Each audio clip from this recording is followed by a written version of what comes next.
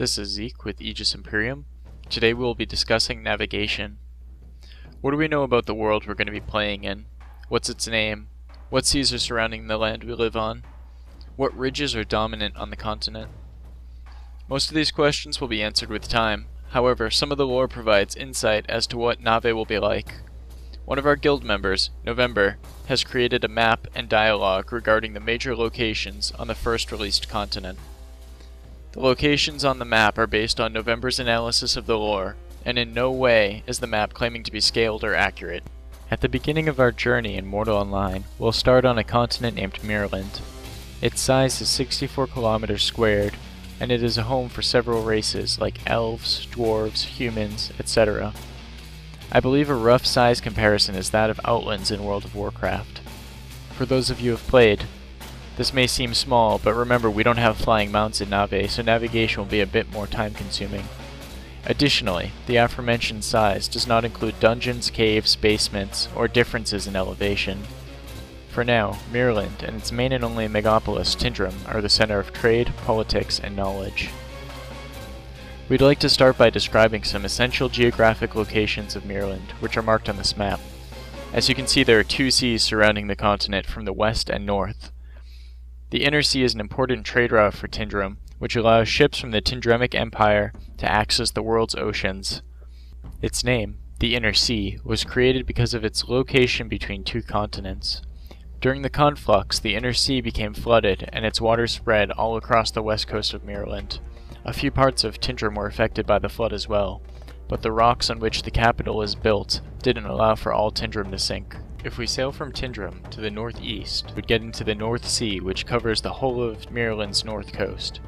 It is a large sea, and as we think, it connects Mirland to another continent called Heribalter on the northeast side. The main mountain ridge of Mirland is the cold Talus Range, which covers the northern part of the continent, and via a small isthmus proceeds into Heribalter, where it becomes the Great Muspel Range. We think that the Talus Mountains are the home to the Kalard, a strong race of human warriors, and for a race of the Wargar, small but skillful builders. As we go down to the south, we will discover the vast area in the heart of the continent called Mirland Steppe. It is a land of Kurite tribes, which are a race of human nomads, archers, and riders. Every drop of water in the steppe is a gift of gods, and only the strongest survive here because of frequent attacks from orcs and other dangerous predators.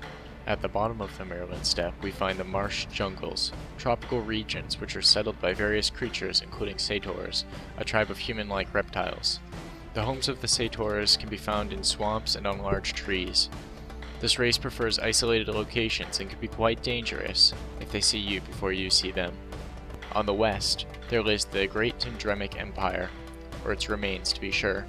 Despite their pride, the Tindremines have realized the awkwardness of keeping the name of the empire on the map itself.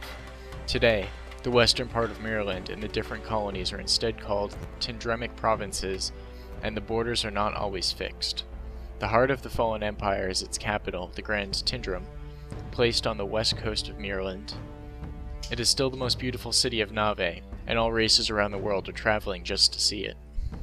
This concludes our first report on geographic locations. As mentioned at the beginning of the video, the map is an estimation of major locations based on lore. Next, Golani from Aegis Imperium will be talking about some ways to navigate this diverse continent. Hello, this is Golani79 for Aegis Imperium. I will give you a short summary on what we know about navigation in MO. What would a player need to find his way through the landscape of Mortal Online? Player skill will be an important aspect for navigation in Mortal, but that's not all. There will be different ways on your journey to get maps. They can be found or bought, and given that you have the right skills, they can be crafted. Essentially, there will be pieces of parchment or papers with ink on it, so be aware, most of them probably won't be entirely accurate or up to date.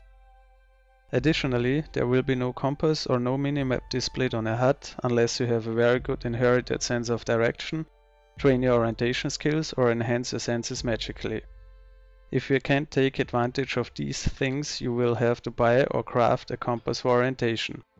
This will be a real item to use and not a virtual HUD thing. If you ever get lost, you probably will stay lost, until you meet a friendly player who knows the way and with whom you can talk face to face. So be prepared for wilderness and sharpen your orientation skills.